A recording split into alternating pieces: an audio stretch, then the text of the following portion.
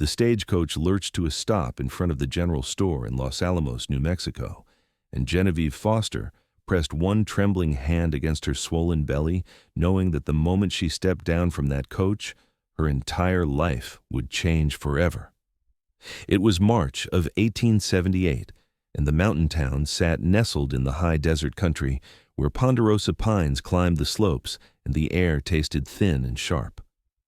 Genevieve had traveled nearly 2,000 miles from Philadelphia, responding to an advertisement placed by a man named Vernon Pike, a mountain man who spent most of his time trapping and hunting in the wilderness surrounding Los Alamos. They had exchanged exactly 3 letters before she had made her desperate decision to accept his proposal of marriage. In those letters, she had told him she was a widow, which was true. What she had not told him was that she was 4 months pregnant with another man's child. The driver opened the door and extended his weathered hand. Genevieve took it, her legs shaking as her boots touched the dusty street. She wore her best traveling dress, a deep green wool that she had let out at the seams to accommodate her changing body. The afternoon sun beat down with an intensity that surprised her, even though snow still clung to the shadowed places between buildings. March in New Mexico was nothing like March in Philadelphia. "Madam, you need help with your trunk?" the driver asked. "Yes, please," Genevieve said, her voice barely above a whisper. She scanned the street looking for a man who matched the description Vernon Pike had provided in his letters. Tall, he had written, strong from years of living in the mountains, brown hair that he kept long because he rarely made it to town for a proper haircut. Her heart hammered against her ribs. What would she do when he saw her condition? She had gambled everything on the hope that once they were married, once she was legally his wife, he might find it in his heart to accept the child. She had no other options. Her late husband's family had turned her out when they discovered she was carrying another man's baby, conceived in a moment of grief and weakness 3 months after their son had died of fever. The man who had fathered the child wanted nothing to do with her or the baby. She had been left with almost nothing, just enough money for this journey west and the clothes on her back. "Mrs. Foster?" The voice came from behind her, deep and rough as gravel. Genevieve turned and had to tilt her head back to meet the eyes of the man standing there.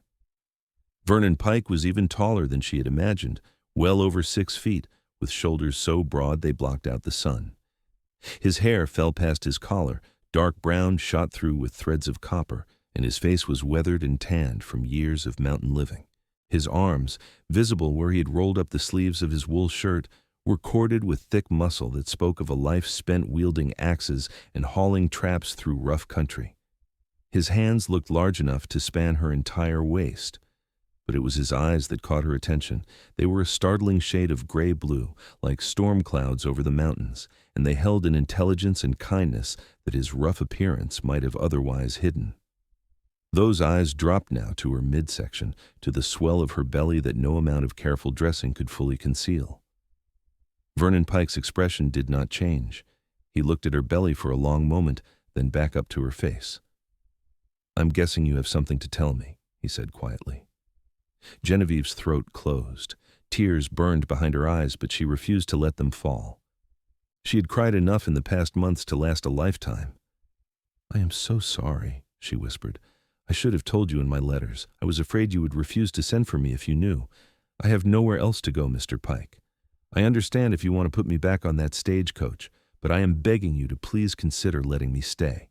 I will work hard. I will keep your house and cook your meals, and I will ask nothing more of you than that. Please." The words tumbled out in a rush, desperate and raw.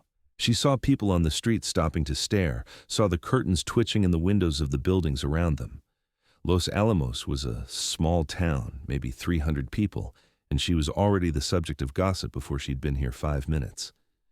Vernon looked at her for what felt like an eternity. Then he reached out one massive hand and gently took her elbow.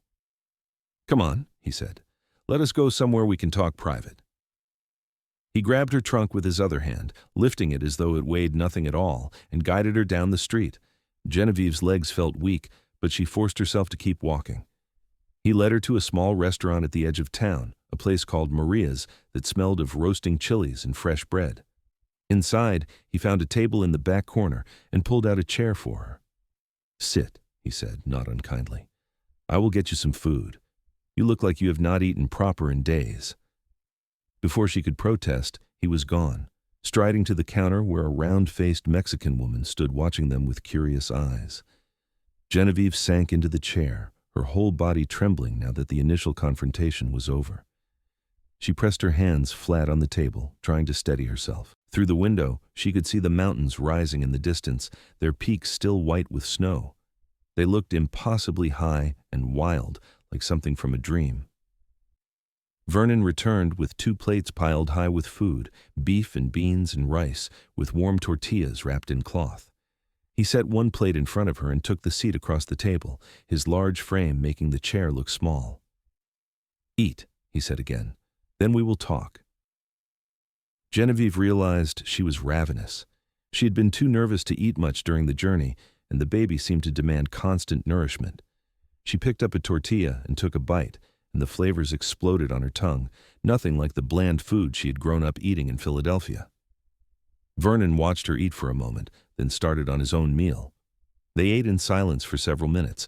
Finally, when Genevieve had taken the edge off her hunger, Vernon set down his fork and leaned back in his chair. "Tell me the truth," he said. "All of it." So Genevieve told him. She told him about her first husband, Samuel, who she had married when she was 19. She told him about their infant son, who had died of fever at just 6 months old, and how the grief had nearly destroyed her. She told him about the man she had turned to in her sorrow, a business associate of her late husband's, who had seemed kind and understanding, but who had disappeared the moment he learned of her pregnancy. She told him about Samuel's family, who had blamed her for everything and cast her out into the street with barely a penny to her name. She laid it all bare, her voice shaking but steady, refusing to look away from Vernon's intense gaze. When she finished, silence filled the space between them. Vernon's expression was unreadable. He rubbed one large hand across his bearded jaw, the rasping sound loud in the quiet restaurant. "How far along are you?" he finally asked. 4 months, Genevieve said. "The baby will come in late August or early September." Vernon nodded slowly. He looked down at his hands, at the calluses and scars that marked a life lived hard. "I will be honest with you, Mrs. Foster. I did not send for a mail-order bride because I wanted companionship or love. I sent for one because I need help. I have a cabin up in the mountains, about 10 miles from town. I spend most of my time trapping and hunting. In the winter, I am snowed in for weeks at a time. It is hard living, harder than anything you have likely known back east. I need someone who can handle that life, who can keep the home fires burning while I am out working my trap lines. I need someone strong." Genevieve's heart sank. "I understand," she said quietly. "I am not what you needed." "I did not say that." Vernon's eyes came back up to meet hers, and something in them made her breath catch. "You came all the way out here from Philadelphia, carrying a child with almost no money and nowhere to go. That takes a kind of strength most people do not have. You could have given up, but you did not. That tells me something about your character." Hope flickered in Genevieve's chest, fragile as a candle flame. "Are you saying you will still marry me?" Vernon was quiet for another long moment. Then he said, "I will marry you, and I will provide for you and the child. But I want you to understand what you are agreeing to. My cabin is not fancy. There is no women's society up there, no neighbors dropping by for tea. It is just you and me and the mountains, and when the baby comes, it will be just the 3 of us. Can you handle that?" Genevieve felt tears spill down her cheeks, but this time they were tears of relief. "Yes," she said. "Yes, I can handle that. I promise you, Mr. Pike, I will work harder than you can imagine. I will not be a burden to you." "Vernon," he said, "if we are going to be married, you should call me Vernon." "Vernon," Genevieve repeated, tasting the name. "And you should call me Genevieve, or Ginny if you prefer. My friends used to call me Ginny." Vernon nodded. He stood up, his full height even more impressive now that she was sitting down. "The preacher lives just down the street. We can be married before sundown if you are willing. Then we will spend the night at the boarding house and head up to the cabin in the morning. Does that suit you?" Genevieve stood as well, her legs still shaky but stronger now. "Yes," she said, "that suits me just fine." They were married an hour later in the small church at the center of Los Alamos, with the preacher's wife and the owner of the general store serving as witnesses. Genevieve wore her green traveling dress, and Vernon wore the same wool shirt and leather vest he had been wearing when she arrived. The ceremony was brief and simple, just the essential words that bound them together in the eyes of God and the law. When the preacher said Vernon could kiss his bride, Vernon leaned down and pressed a chaste kiss to Genevieve's forehead, his lips warm and surprisingly gentle. Afterwards, Vernon took her to the boarding house and paid for a room. "I will sleep downstairs," he told her. "You take the bed and get some rest. We have a long ride ahead of us tomorrow." Genevieve wanted to protest, to tell him that they were married now and it was proper for them to share a room, but exhaustion crashed over her like a wave. She was so tired she could barely stand. "Thank you," she whispered. Vernon nodded and left her alone. Genevieve undressed down to her chemise and crawled into the narrow bed, and within minutes she was asleep. She woke to golden sunlight streaming through the window and the smell of coffee and bacon drifting up from downstairs. For a moment, she forgot where she was and panic seized her. Then she remembered. Los Alamos, New Mexico. Vernon Pike. She was married now, married to a mountain man she barely knew, and today they would travel to his cabin where she would begin her new life. Genevieve washed her face in the basin on the dresser and dressed in her most practical clothes, a simple brown dress and sturdy boots. She braided her honey-colored hair and pinned it up, then went downstairs to find Vernon waiting for her with a plate of breakfast. "Eat quick," he said. "I want to get on the trail before the day gets too warm." They ate together in the boarding house dining room, surrounded by the curious stares of the other guests. Genevieve kept her eyes on her plate, acutely aware of the whispers and speculation. Vernon seemed not to notice or care. When they finished eating, he led her outside to where 2 horses were waiting, already saddled and loaded with supplies. One was a massive bay gelding that looked strong enough to carry Vernon's considerable weight all day without tiring. The other was a smaller sorrel mare with a gentle eye. "That one is for you," Vernon said, nodding at the mare. "Her name is Rosie. She is as steady as they come." Genevieve looked at the horse, then at Vernon. "I have only ridden a few times in my life," she admitted, "and never while I was pregnant." Vernon's expression softened. He walked over to the mare and adjusted the stirrups, making them shorter. Then he turned to Genevieve and, without asking, put his large hands around her waist and lifted her into the saddle as though she weighed nothing at all. The casual display of strength made her breath catch. "Just sit easy and let Rosie do the work," Vernon said. "She will follow my horse. If you get tired or need to stop, you tell me right away. Understood?" "Understood," Genevieve said, gripping the saddle horn. Vernon swung up onto his own horse with an ease that spoke of years in the saddle, and they set off through town. People stopped to watch them pass, and Genevieve heard more whispers. But Vernon kept his gaze forward, his back straight and his hands relaxed on the reins. They followed the main road north out of Los Alamos, and then Vernon turned onto a narrow trail that led up into the mountains. The trail climbed steadily, winding through stands of ponderosa pine and scrub oak. The morning air was cool and smelled of pine sap and earth. Birds called from the branches overhead, and once Genevieve saw a deer bounding away through the undergrowth. The higher they climbed, the more the world seemed to fall away behind them. Los Alamos disappeared from view, and soon there was nothing but mountains and sky and the sound of their horses' hooves on the rocky trail. Vernon rode ahead of her, his broad back moving with the rhythm of his horse.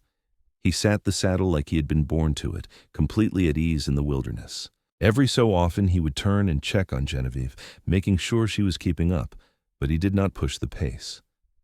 They stopped once at a small creek to water the horses and let Genevieve rest. Vernon helped her down from the saddle and led her to a flat rock where she could sit. "How are you feeling?" he asked. "Tired," Genevieve admitted, "but all right. How much farther is it?" "Another 2 hours, maybe 3 at this pace." Vernon crouched beside the creek and filled a canteen with fresh water, then brought it to her. "Drink. The altitude up here can make you dizzy if you are not used to it." Genevieve drank gratefully, the cold water soothing her dry throat. She watched Vernon move around the small clearing, checking the horse's tack and scanning the surrounding forest with eyes that missed nothing. He moved with a confidence that was almost animal, completely at home in this wild place. It occurred to her that she had married a man who was more wilderness than civilization, and she had no idea what that truly meant. They rode on. The trail grew steeper and narrower, sometimes disappearing altogether so that Vernon had to navigate by landmarks only he could see. The sun climbed higher, and Genevieve felt sweat trickling down her back despite the cool mountain air. Her legs ached from gripping the saddle and her back throbbed from the unfamiliar posture. Just when she thought she could not go any farther, Vernon called out, "There it is!" Genevieve looked up and saw a clearing ahead, and in the center of the clearing stood a cabin. It was larger than she had expected, built from thick logs chinked with mud and moss. A stone chimney rose from one end, and a covered porch stretched across the front. Behind the cabin, the forest pressed close, dark green and mysterious. A small stream ran along one side of the clearing, its water sparkling in the sunlight. "Home," Vernon said simply. He dismounted and came to help Genevieve down. Her legs nearly buckled when her feet hit the ground, and Vernon caught her easily, his strong hands steadying her. "Come inside and rest," he said. "I will take care of the horses." The cabin door was unlocked. Genevieve pushed it open and stepped inside, her eyes adjusting to the dimmer light. The interior was one large room with a sleeping loft accessible by a ladder. A stone fireplace dominated one wall, with a cooking crane and a collection of cast-iron pots and pans hanging nearby. There was a table with 2 chairs, a rocking chair near the fireplace, and shelves stocked with supplies. Furs and hides covered the floor and hung on the walls, providing insulation against the mountain cold. A door on the far wall led to what looked like a small storage room. It was rustic and simple, but it was clean and solid, and surprisingly cozy. Genevieve walked to the rocking chair and sank into it gratefully, her whole body aching. She heard Vernon outside, talking quietly to the horses as he unsaddled them and led them to what must be a corral or barn somewhere behind the cabin. After a while, he came inside, carrying her trunk on one shoulder. "I will put this in the storage room for now," he said. "You can unpack later when you are rested." He disappeared into the back room, and Genevieve heard the thump of the trunk being set down. When he returned, he went to the fireplace and began building a fire with quick, efficient movements. Soon, flames were crackling and warmth was spreading through the cabin. Vernon filled a kettle with water from a bucket near the door and hung it on the crane to heat. "There is tea in the tin on the shelf," he said, "and dried meat and biscuits if you are hungry." "Thank you," Genevieve said. She wanted to get up and help, to start proving her worth, but her body refused to cooperate. She sat in the rocking chair and watched Vernon move around the cabin, marveling at how he seemed to know exactly where everything was and what needed doing. He made tea and brought her a cup, then sat down at the table and began working on a piece of leather, his large hands surprisingly dexterous as he stitched. They sat in companionable silence for a while. The crackling fire and the rhythmic creak of the rocking chair were the only sounds. Finally, Genevieve said, "This is a beautiful place. How long have you lived here?" 5 years, Vernon said, not looking up from his work. "I built this cabin myself, one log at a time. Before that, I was drifting, working as a scout and a hunter wherever I could find work. But I wanted something permanent, something that was mine." "Do you ever get lonely?" Genevieve asked. Vernon paused in his stitching and looked at her. "Sometimes," he admitted. "That's why I sent for a wife. I figured it was time to have someone to share this life with. I'm not a man who needs much company, but complete solitude gets old after a while." Genevieve nodded. She sipped her tea, feeling the warmth spread through her chest. "I want you to know that I will do everything I can to be a good wife to you, Vernon. I know this is not what you expected, but I will work hard, I promise." Vernon set down his leatherwork and stood up. He crossed the room and crouched in front of her chair, bringing his eyes level with hers. Up close, she could see the fine lines around his eyes, the small scar on his chin, the threads of silver just beginning to show in his dark hair. "You do not need to prove anything to me, Genevieve," he said quietly. "I made a commitment to you when I married you, and I do not go back on my word. You are my wife now, and that child you are carrying will be mine too. I want you to understand that. I do not care who fathered it. Once it is born, it will be a Pike, and I will raise it as my own. That is my promise to you." Tears welled up in Genevieve's eyes. She reached out and took one of Vernon's large hands in both of hers. "Thank you," she whispered. "You have no idea what that means to me." Vernon squeezed her hand gently, then stood and went back to his work. Genevieve sat in the rocking chair, her heart full of something she had not felt in a long time. Hope. Over the next few weeks, Genevieve settled into life in the mountain cabin. It was harder than anything she had known in Philadelphia, but it was also strangely satisfying. She learned to cook over the open fire, to make bread in the Dutch oven, to preserve meat and vegetables for the winter months ahead. Vernon was patient with her, teaching her everything she needed to know without ever making her feel foolish for not knowing it already. He left early most mornings to check his trap lines, sometimes not returning until evening. While he was gone, Genevieve kept the cabin tidy, prepared meals, and tended the small vegetable garden Vernon had planted behind the cabin. The work was physically demanding, and some days her pregnant body protested, but she pushed through the discomfort. She wanted to prove to Vernon that she could handle this life, that he had not made a mistake in taking her in. In the evenings, they would sit by the fire and talk. Vernon told her about his life before the cabin, about growing up in Missouri and heading west after his parents died. He told her about his years as a scout, guiding wagon trains through hostile territory, and about the trappers and mountain men he had known. Genevieve told him about Philadelphia, about the society teas and the endless rules of etiquette that had governed her old life. They were from completely different worlds, but somehow, sitting in that cabin with the fire crackling and the night sounds of the forest filtering through the walls, those differences seemed to matter less and less. Vernon was gentle with her, always careful of her condition. He never pushed her to do more than she could handle, and when he saw her struggling with something, he would quietly take over without making a fuss about it. He slept in the loft while Genevieve took the bed in the storage room, which Vernon had converted into a proper bedroom for her. They maintained a polite distance, like two strangers learning to navigate shared space. But as the weeks turned into a month, and then 2 months, something began to shift between them. Genevieve found herself watching Vernon when he did not know she was looking, admiring the way his muscles moved beneath his shirt when he chopped wood, the gentle way he handled the horses, the rare smile that would sometimes cross his weathered face. And she caught him watching her too, his gray-blue eyes following her movements around the cabin with an expression she could not quite read. One evening in late May, when Genevieve was nearly 6 months pregnant, a storm rolled in from the west. The wind howled around the cabin, and rain lashed against the walls. Thunder boomed so loud it shook the windows, and lightning lit up the interior in brilliant flashes. Genevieve sat in the rocking chair, trying to stay calm, but each crash of thunder made her flinch. Vernon came down from the loft, wearing just his undershirt and trousers. "Are you all right?" he asked. "I'm fine," Genevieve said, but her voice shook. "I just do not like storms very much." Vernon pulled one of the chairs from the table and sat down beside her. "This cabin has weathered worse storms than this," he said. "We are safe here." A particularly loud crack of thunder made Genevieve jump, and without thinking, she reached out and grabbed Vernon's hand. He stiffened for just a moment, then relaxed and let her hold on. His hand was warm and calloused and completely engulfed hers. "Sorry," Genevieve whispered. "I know I'm being silly." "You are not being silly," Vernon said. "Fear is fear.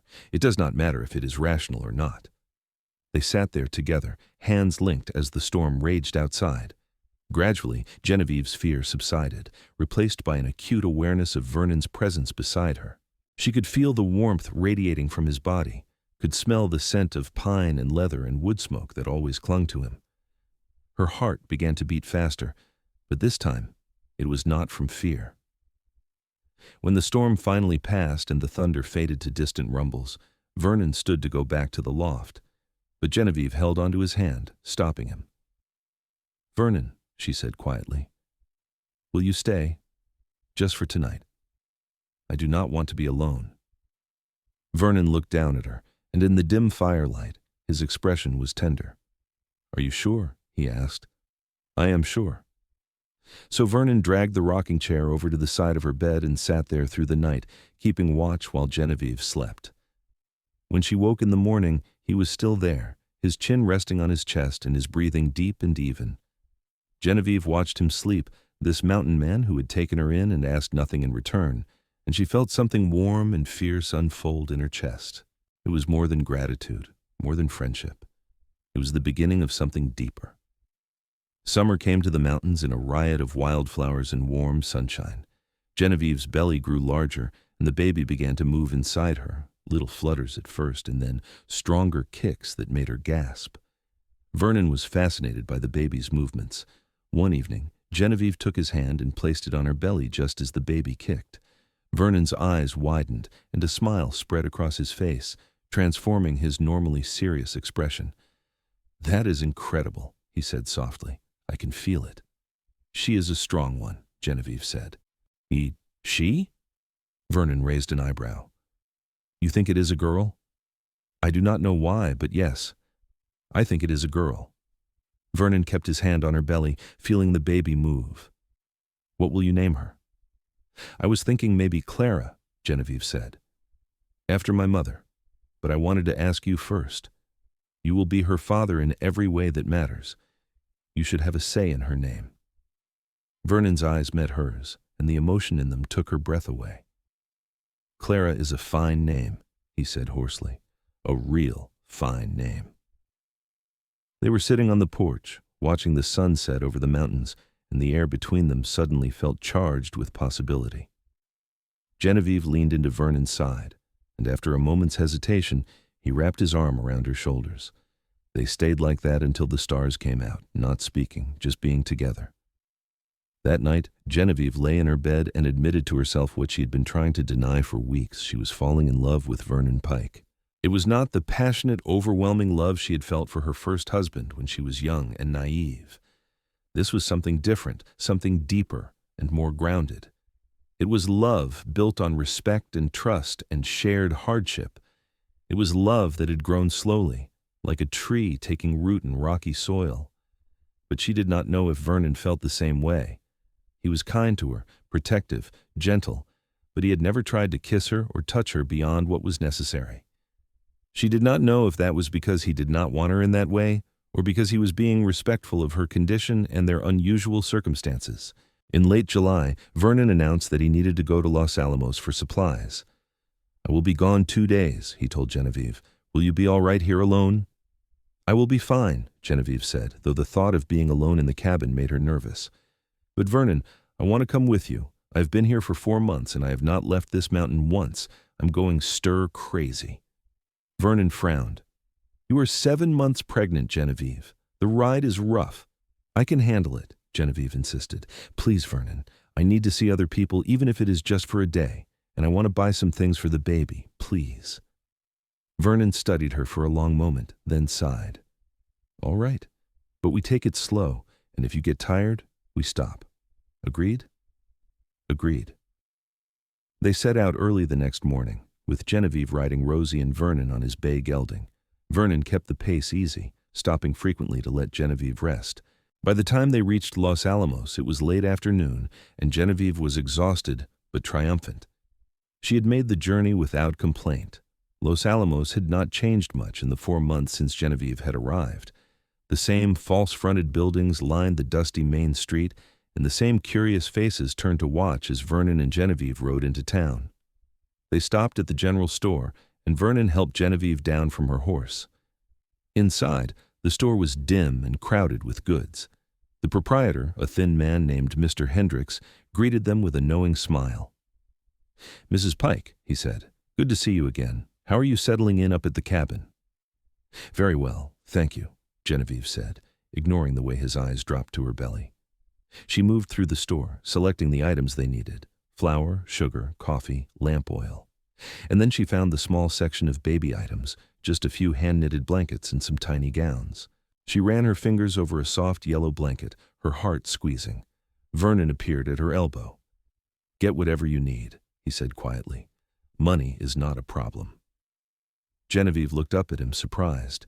"I did not know trappers made that much money." Vernon's mouth quirked in a half-smile. "I have been at this for a long time, and I do not spend much. I have saved most of what I have earned. So get what you need for the baby. And get something for yourself, too. A new dress, maybe, or whatever you want." Genevieve felt tears prick her eyes. She was so tired of crying over every kindness, but she could not seem to help it. "Thank you," she whispered.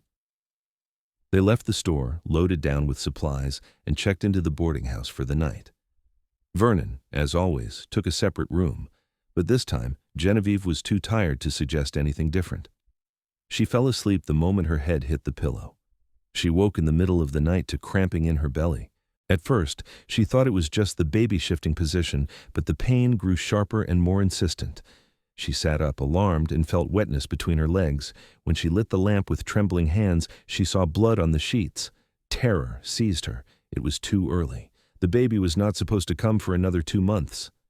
"Vernon!" she called out, her voice shaking. "Vernon, please!" She heard the thump of boots in the hallway, and then Vernon burst through the door, his hair wild and his shirt half-buttoned. "What is wrong?" he demanded. "Something is wrong with the baby," Genevieve gasped. "There is blood. Vernon, I am scared." Vernon's face went pale, but his voice was steady. "All right, stay calm. I'm going to get the doctor."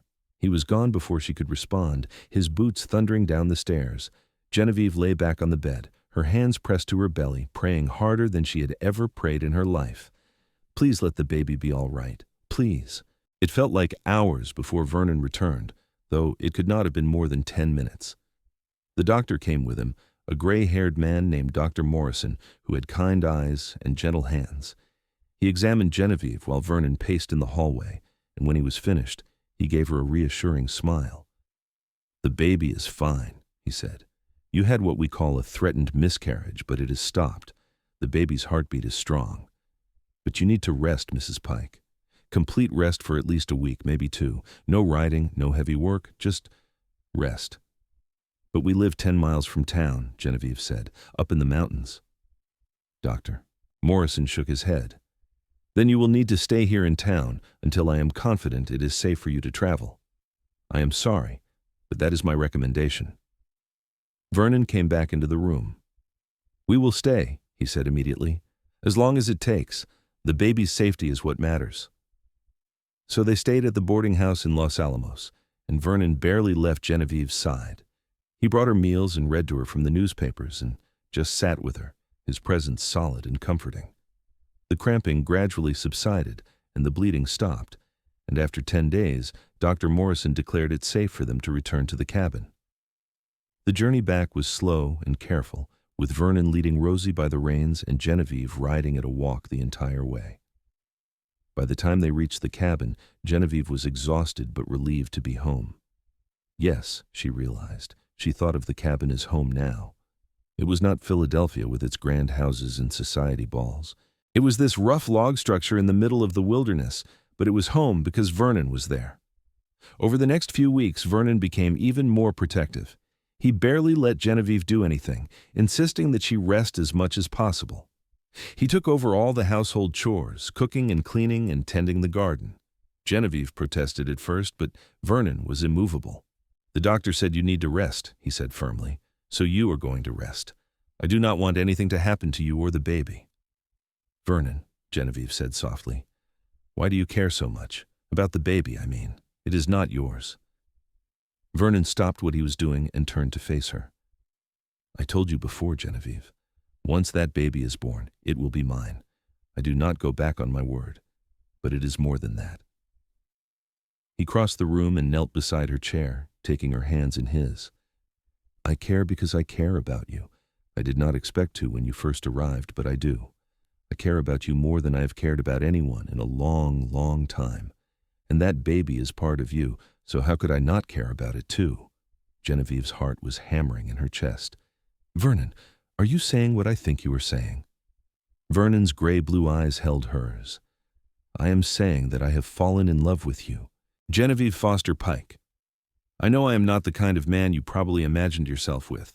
I am rough and I live a hard life, and I am not good with fancy words, but I love you, and I want this to be a real marriage, if you are willing." Genevieve felt tears streaming down her face, but this time they were tears of joy. "I love you too," she whispered. "I've loved you for weeks now, but I was afraid to say it. I was afraid you only saw me as an obligation." Vernon laughed, a deep rumbling sound that Genevieve had never heard from him before. "An obligation? Genevieve, you are the best thing that has ever happened to me. You brought light into this cabin and into my life. I was just existing before you came. Now I am living." He leaned forward and kissed her then, his lips warm and sure. It was not a chaste kiss like the one on their wedding day. This was a real kiss, full of promise and passion and all the things they had been holding back for months. When they finally pulled apart, both of them were breathless. "So we will make this a real marriage?" Genevieve asked. "If you want that," Vernon said, "but we will wait until after the baby comes. I do not want to risk hurting you or the child." Genevieve nodded, understanding his caution even as her body ached for more.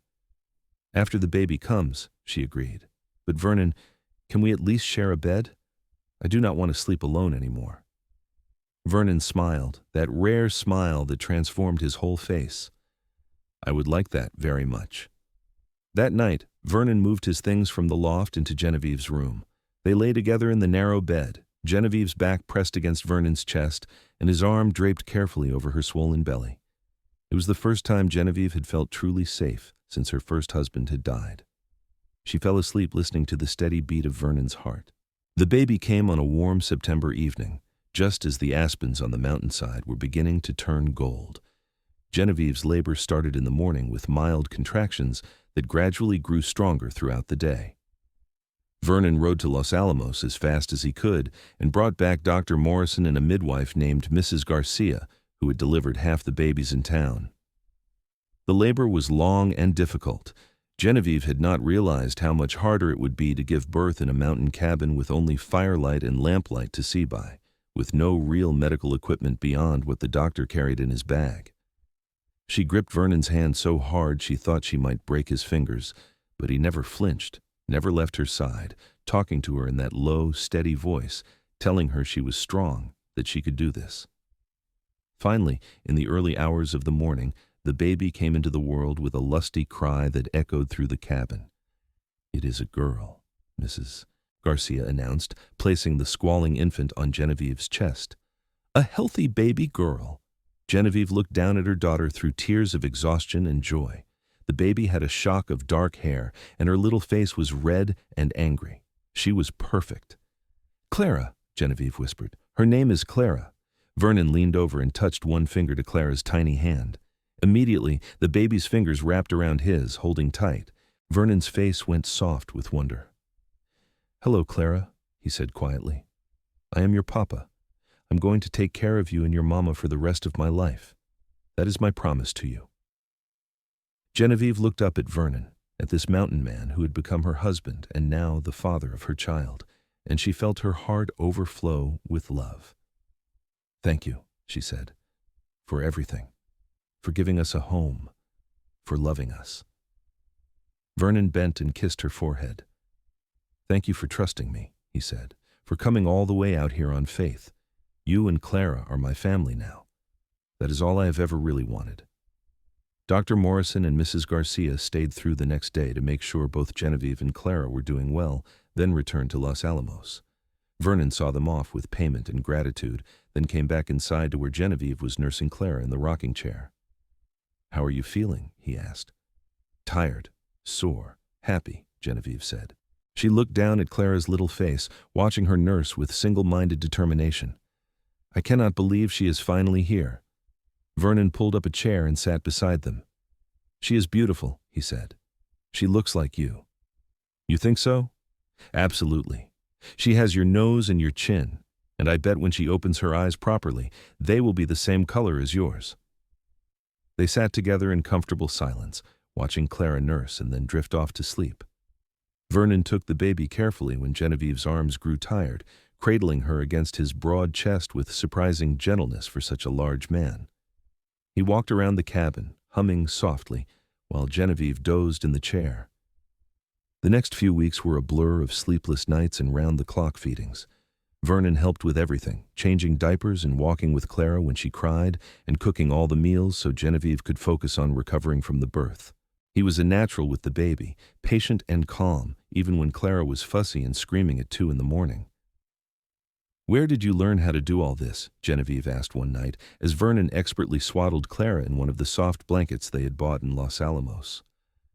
"I helped raise my younger brother after our mother died," Vernon said. "He was just a baby then. I was only 12, but I learned quick. Had to, or he would have died along with Ma." "What happened to your brother?" Genevieve asked gently. Vernon's expression grew distant. He died when he was 16. There was an outbreak of cholera.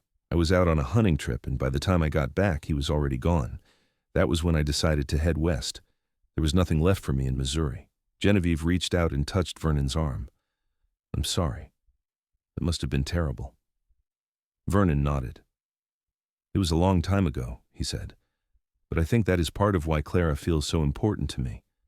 Like I'm getting a second chance to be a family again. As autumn deepened and the aspens turned from gold to bare branches, life in the cabin settled into a comfortable rhythm. Clara grew and thrived, her little personality starting to emerge. She was a serious baby, watching everything with wide gray eyes that did indeed turn out to be the same color as Genevieve's. She rarely cried without reason and seemed content to be held by either Genevieve or Vernon. One evening in late October, after Clara had been fed and put down to sleep in the cradle Vernon had built with his own hands, Vernon and Genevieve sat together on the porch, wrapped in a heavy blanket. The stars overhead were brilliant, undimmed by any town lights. The air smelled of wood smoke and pine. Winter will be here soon, Vernon said. In another month we will be snowed in until spring. Are you prepared for that? I think so, Genevieve said. As long as we are together, I can handle it. Vernon turned to her, his eyes reflecting the starlight. Genevieve, I know we said we would wait until after the baby came to make this a real marriage. Clara is here now and you have had time to heal. If you are ready, I would like to truly be your husband in every way. But only if you are ready. I will not push you. Genevieve's pulse quickened. She had been thinking about this too, had been wanting Vernon for weeks now, but had been unsure how to broach the subject. I am ready, she said softly. I have been ready for a while now. Vernon stood and offered her his hand. Genevieve took it and let him lead her inside, past the cradle where Clara slept peacefully, into their bedroom. He closed the door softly and turned to her, and in the dim lamplight, his eyes were tender. What happened next was gentle and sweet, and everything Genevieve had not known she needed. Vernon was patient and careful with her, making sure she was comfortable, that he was not hurting her. Afterwards, they lay tangled together in the narrow bed, and Genevieve felt complete in a way she had never felt before. I love you, she whispered against Vernon's chest. I love you too, Vernon said, his arms tightening around her. You and Clara, you are my whole world now. Winter came to the mountains with a vengeance. The snow started in November and barely stopped until March. The drifts piled up higher than the cabin windows, and Vernon had to shovel paths from the door to the barn and the woodshed every morning. They were completely cut off from the outside world, just the three of them in their little cabin with the fire burning constantly and the wind howling outside. But Genevieve found that she did not mind the isolation as much as she had feared. There was something deeply satisfying about this simple life, just her and Vernon and Clara. They developed routines and rhythms, working together to keep the household running. Vernon still checked his trap lines when the weather allowed, bringing back furs that would provide income when spring came and they could travel to town again. Genevieve cooked and cleaned and cared for Clara, who was growing like a weed, already trying to roll over and grab at everything within reach. In the long evenings, they would sit by the fire and talk about everything and nothing. Vernon told her stories about his years as a scout, about the places he had seen and the dangers he had faced.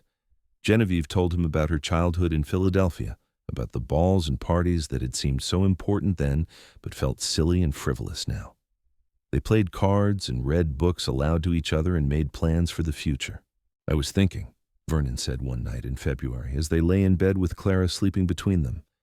Maybe when spring comes we could expand the cabin, add another room for Clara as she gets older. And maybe, he hesitated, then continued, maybe rooms for more children, if we are blessed with them. Genevieve's heart swelled. You want more children?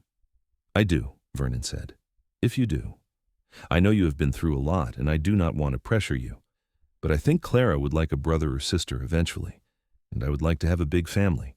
I spent so many years alone. I do not want to be alone anymore. I want that too, Genevieve said, reaching across Clara to take Vernon's hand. A big family, lots of children running around, this cabin full of life and noise. That sounds perfect. They sealed the promise with a kiss over Clara's sleeping form, and Genevieve felt the future unfold before her like a path through the mountains.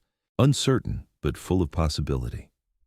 Spring finally came in late March, the snow melting in great rushing streams down the mountainside.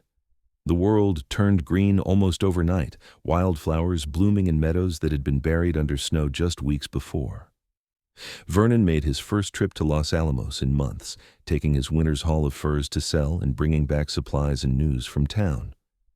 "There's going to be a barn raising at the Miller place next month," he told Genevieve when he returned. "I said we would come and help. I thought it would be good for you to see other people again, and for people to meet Clara properly. What do you think?" "I think that sounds wonderful," Genevieve said. She was eager to rejoin the community, to prove that she was not just some scandalous mail-order bride, but a respectable wife and mother. The day of the barn raising was sunny and warm, and it seemed like the entire population of Los Alamos and the surrounding homesteads had turned out. Genevieve wore her best dress, the green wool she had altered to fit her post-pregnancy body, and Clara wore one of the little gowns they had bought in town. Vernon drove them in the wagon he had spent the past week repairing. At first, Genevieve felt the weight of judgment from some of the townswomen, the ones who remembered her arriving pregnant with another man's child. But as the day went on, as they saw how devoted Vernon was to both Genevieve and Clara, how he introduced Clara as his daughter without hesitation, the attitudes began to soften. Mrs. Garcia, the midwife who had helped deliver Clara, took Genevieve aside at one point. "You have a good man there," she said, nodding toward where Vernon stood helping raise the barn frame with the other men. Even among the farmers and laborers, Vernon's strength stood out. "Not many men would take on another man's child. You are very lucky." "I know," Genevieve said, watching Vernon work. His shirt was plastered to his back with sweat, and his muscles flexed as he lifted heavy beams that some men needed 2 or 3 others to help with. "I am the luckiest woman in the world." By the end of the day, Genevieve had made several friends among the townswomen, and Clara had been cooed over and admired by what felt like every woman present. As they rode home in the wagon with the sun setting behind them, Genevieve leaned against Vernon's shoulder, feeling content. "Thank you for today," she said, "for showing everyone that we are a real family." Vernon kissed the top of her head. "We are a real family," he said, "and I am proud of that. I am proud of you and proud of Clara. I want everyone to know it." That summer, Vernon built an addition onto the cabin just as he had promised, adding a small bedroom for Clara and another larger room that could serve as a sitting room or eventually another bedroom. Genevieve helped as much as she could, holding tools and mixing mortar while Clara napped in a basket in the shade. It was hard work, but satisfying. This was their home, built by their own hands, and every nail and board felt like a promise for the future. In August, almost exactly a year after Clara's birth, Genevieve realized she was pregnant again. She told Vernon one evening after Clara was asleep, and the joy on his face made her heart sing. This child would be theirs together from the very beginning, created out of their love for each other. "Do you think it will be a boy this time?" Vernon asked, his hand resting gently on her still flat belly. "Maybe," Genevieve said. "Would you like a son?" "I would like whatever God chooses to give us," Vernon said. "But yes, a son would be nice. Someone to teach all the things my father taught me, how to hunt and trap and survive in the wilderness. And I will teach him to read and write and be kind," Genevieve added. "We will teach him together," Vernon agreed. This pregnancy was easier than the first. Genevieve knew what to expect, and she was healthier and stronger than she had been when she arrived in New Mexico pregnant and scared. She continued working around the homestead, caring for Clara and keeping the household running while Vernon worked his trap lines. Clara was walking now, toddling around the cabin on chubby legs and getting into everything. She was a daddy's girl, through and through, lighting up whenever Vernon came home and crying when he left. Vernon doted on her, carving her little toys and playing with her for hours when he was home. Watching them together never failed to make Genevieve's eyes fill with tears. This was what she had wanted for her daughter, a father who loved her unconditionally, who would protect her and guide her through life. The baby was born in late April of 1880, and to everyone's surprise, it was not a boy but another girl. Vernon delivered her himself this time, with Genevieve coaching him through it, because the labor came on so fast, there was no time to ride to Los Alamos for the doctor. The baby emerged squalling and perfect, with her father's dark hair and her mother's gray eyes. "What should we name her?" Vernon asked, cradling the newborn against his bare chest while Genevieve rested. "What about Ruth?" Genevieve suggested. "After your mother." Vernon's eyes went bright with unshed tears. "You would do that? Name her after my mother?" "Of course," Genevieve said. "Your mother gave you life, and you gave me and Clara a life. It seems fitting." So Ruth Pike joined the family, and Clara was fascinated by her baby sister, constantly wanting to help feed her and hold her and show her toys. The cabin rang with the sounds of children now, and Genevieve had never been happier. Over the next few years, the pattern repeated. In 1882, Genevieve gave birth to a son whom they named Victor after Vernon. In 1884, another daughter arrived, and they named her Eleanor. The cabin additions Vernon had built proved necessary as their family grew, and Vernon even started talking about building a whole new, larger house. "We are outgrowing this place," he said one evening in the summer of 1885, as they sat on the porch watching their 4 children play in the yard. Clara was 7 now, a serious child who loved to read and help her mother with the younger ones. Ruth was 5, wild and adventurous and fearless. Victor was 3, quiet and observant like his father. And Eleanor was just a year old, still learning to walk. "A new house sounds wonderful," Genevieve agreed. "But where would we build it?" "I was thinking maybe down in the valley, closer to town," Vernon said. "The children will need to go to school eventually. Clara is already reading better than most adults in Los Alamos. It would be good for her to have proper schooling." Genevieve felt a pang at the thought of leaving the cabin where she and Vernon had built their life together. But she knew he was right. The children needed more than they could provide, isolated on the mountain. "When would we start building?" "Next spring," Vernon said. "That will give us time to clear the land and gather materials over the winter, and to save up. I've been doing well with the furs, and I have been thinking about starting to breed horses too. There is good money in horses if you know what you are doing." So they made their plans, and when spring came in 1886, Vernon began building their new house in a meadow 5 miles from Los Alamos. It was a proper 2-story house with 4 bedrooms, a large kitchen, and a sitting room. Genevieve helped with the design, incorporating all the things she had learned about keeping house in the mountains over the past 8 years. They moved into the new house in October of 1886, just before Clara's 8th birthday. The children were ecstatic, running through the rooms and claiming bedrooms and exploring every corner.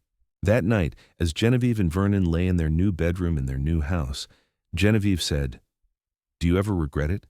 Taking me in that day in Los Alamos? I showed up pregnant with another man's child and completely upended your life." Vernon pulled her close. "Regret it? Genevieve, that was the best decision I ever made. You and the children are everything to me. I was just surviving before you came. Now I am living a life I never even dreamed was possible. I love you more today than I did yesterday, and I will love you even more tomorrow. That is how it works with us."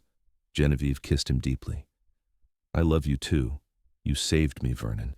You and this wild mountain country. You gave me a home and a family and a reason to live. I will never be able to thank you enough for that." "You do not need to thank me," Vernon said. "You gave me just as much. You gave me a family, a purpose. You made this house a home. We saved each other." They made love that night in their new house, and Genevieve reflected on the journey that had brought them here. 8.5 years ago, she had stepped off that stagecoach in Los Alamos, terrified and pregnant and alone. She had gambled everything on the hope that a stranger would take pity on her. And he had. More than that, he had loved her. He had loved Clara as his own from the moment she was born.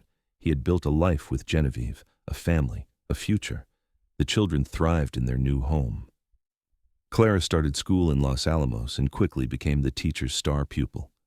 Ruth was enrolled the following year and proved to be more interested in playing with the boys than sitting still in a classroom, but she learned nonetheless. Victor would start school in another year, and Eleanor was growing fast, already talking in full sentences at age 3. Vernon's horse breeding venture proved successful. He had a good eye for quality animals and soon developed a reputation for training horses that were steady and reliable. Between the horses and the furs and some carefully invested savings, the Pike family became quite prosperous by Los Alamos standards. But prosperity did not change the essential nature of their family. Vernon was still the same mountain man Genevieve had married, more comfortable in the wilderness than in town, devoted to his family above all else. Genevieve was still the mail-order bride who had arrived pregnant and desperate, now transformed into a confident mother and wife who could handle anything the mountain country threw at her. One evening in the spring of 1890, Genevieve and Vernon celebrated their 12th wedding anniversary. The children were all asleep upstairs, and they sat together on the porch of their house, watching the stars come out over the mountains. "Do you remember our wedding day?" Genevieve asked. "How I stood there in my green dress, pregnant and terrified, and you looked at me like you were not sure what you had gotten yourself into?" Vernon laughed. "I remember. I also remember thinking that you had the most beautiful eyes I had ever seen, and that I was going to do everything in my power to keep you safe."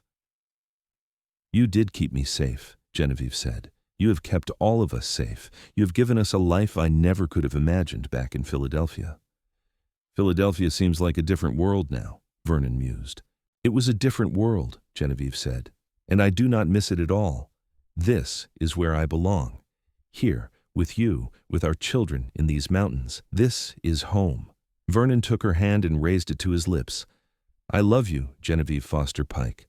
I loved you the day I married you. I love you now, and I will love you until the day I die." "And I love you," Genevieve said, "my mountain man, my husband, the father of my children. You are everything to me." They sat together in comfortable silence, hands linked, watching the stars wheel overhead. Somewhere in the house, one of the children cried out in their sleep and then settled again. An owl hooted in the trees behind the house. The wind whispered through the pines, carrying the scent of sage and pine sap. Genevieve thought about the journey that had brought her here, all the pain and loss and fear she had endured before that stagecoach had deposited her in Los Alamos. She thought about Vernon, who could have turned her away but had instead offered her mercy and kindness and eventually love. She thought about Clara, her firstborn, who had been rejected by her biological father, but who had found a true father in Vernon. She thought about Ruth and Victor and Eleanor, the children born of love and built into this family. In 1892, Genevieve gave birth to their 5th child, another son they named Samuel after Genevieve's first husband. It felt right to honor that part of her past, the grief and loss that had ultimately led her to Vernon and to this life. Samuel Pike was a happy baby, easy and content, and his older siblings doted on him. The family continued to grow and thrive. Clara, now 14, was already talking about becoming a teacher. Ruth, 12, wanted to raise horses like her father. Victor, 10, showed an aptitude for trapping and hunting and spent every moment he could in the wilderness with Vernon. Eleanor, 8, was the family artist, always drawing pictures and making up stories. And Samuel, as he grew, proved to be the family comedian, keeping everyone laughing with his antics. Vernon and Genevieve watched their children grow with pride and wonder. They had created something beautiful and lasting, a family built on love and commitment and hard work. The cabin where they had started their life together still stood up on the mountain, and sometimes on summer evenings, Vernon and Genevieve would ride up there alone and spend the night, remembering those early days.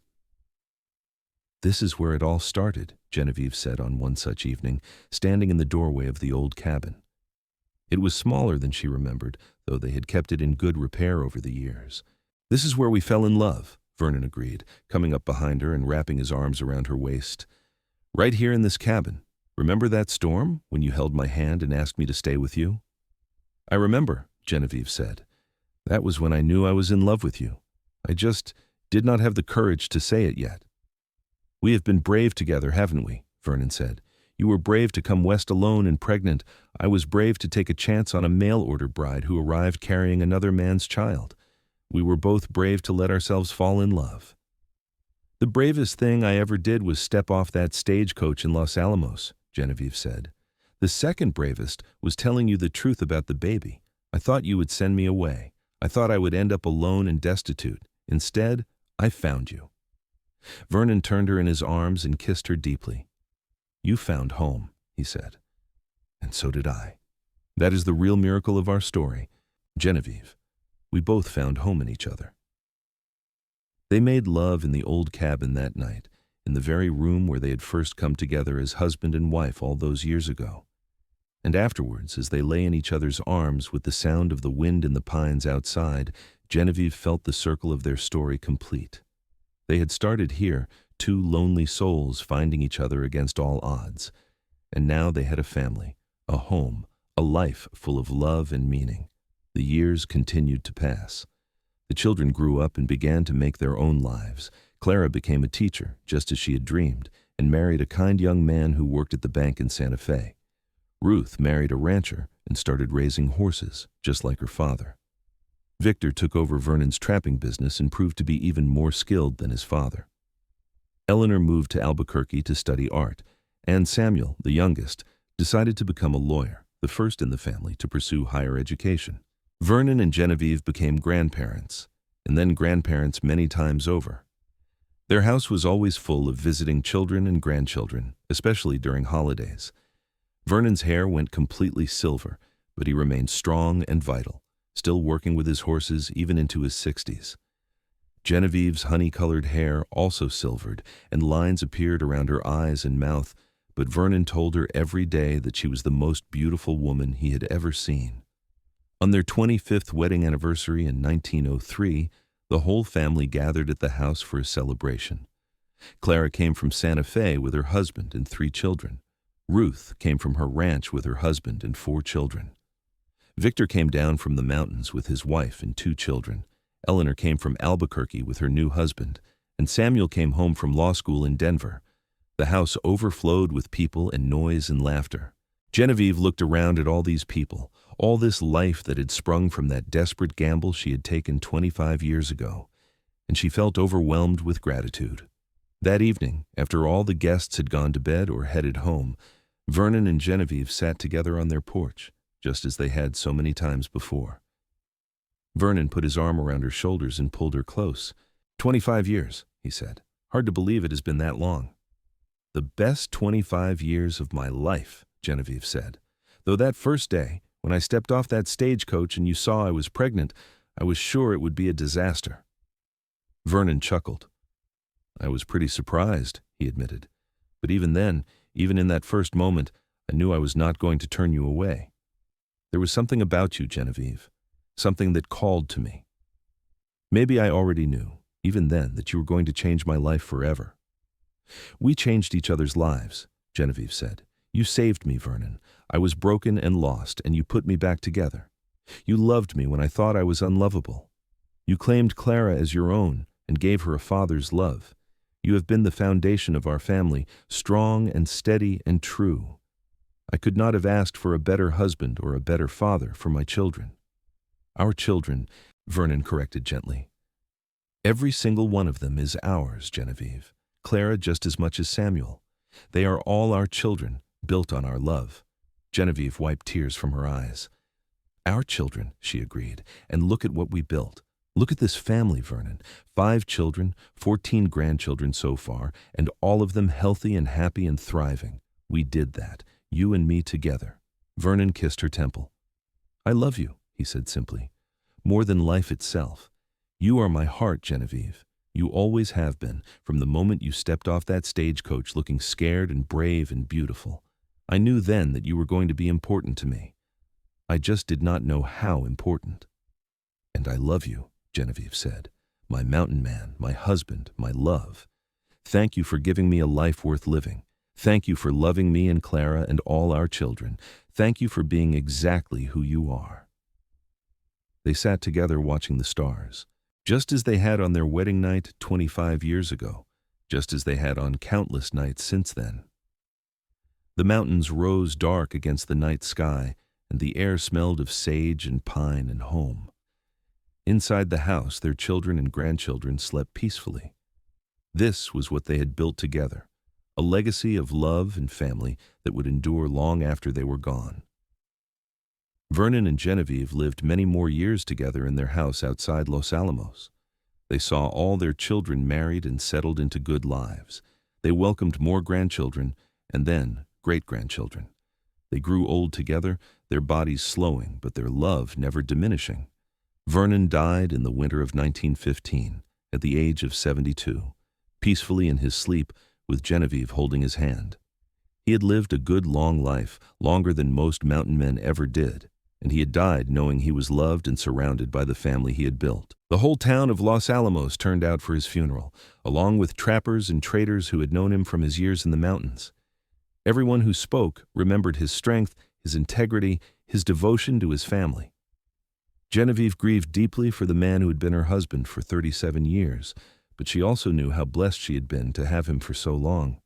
She lived for 3 more years after Vernon's death, spending her time with her children and grandchildren and great-grandchildren, telling them stories about their grandfather, the mountain man who had raised another man's child as his own and had built a family on love and commitment. When Genevieve died in the spring of 1918 at the age of 68, she was buried next to Vernon in the cemetery outside Los Alamos. Their graves looked out over the mountains they had both loved so much, the wilderness that had been the backdrop for their extraordinary love story. At the funeral, Clara stood at the graveside with her siblings and told the assembled family about her mother and father. She told them about how Genevieve had arrived in Los Alamos pregnant and desperate, and how Vernon had married her anyway and had claimed Clara as his own from the moment she was born. She told them about the life they had built together in the mountains, the love that had sustained them through hard times and good times alike. "My father was not my biological father," Clara said, tears streaming down her face. "But he was my father in every way that mattered. He loved me and protected me and raised me to be who I am today. And my mother was the bravest woman I have ever known. She took a chance on a stranger in a wild land, and she built a life beyond anything she could have imagined. Together, they showed us what love really means. It is not about biology or circumstance. It is about commitment and devotion and showing up every day to be there for the people you love. That is the legacy they left us. That is what we need to remember and pass on to our own children." The family agreed, all of them understanding that they were the product of something rare and beautiful, a love story that had started with a desperate gamble and had grown into a legacy that would endure for generations. Years later, long after everyone who had known Vernon and Genevieve personally had died, their great-great-grandchildren would still tell the story of the mail-order bride who arrived pregnant and the mountain man who raised her child as his very own. It became a family legend, a story about courage and compassion and the transformative power of love. It reminded each new generation that family is not just about blood, but about the bonds we choose to honor and the commitments we choose to keep. And somewhere in the mountains of New Mexico, the old cabin still stood where Vernon and Genevieve had built their life together, a testament to the enduring power of 2 people who had found each other against all odds and had created something beautiful together. The cabin remained in the family for generations, maintained and preserved as a reminder of where it all began, of the day a scared woman stepped off a stagecoach and a lonely mountain man decided to take a chance on love. Their story ended not with tragedy, but with triumph, not with regret, but with gratitude, not with separation, but with a love that transcended death itself and lived on in every generation that followed. It was, in the end, exactly what every great love story should be, a testament to the human capacity for compassion, forgiveness, and enduring devotion. Vernon and Genevieve Pike had built something that would last forever, and in doing so, they had proved that true love really can conquer all.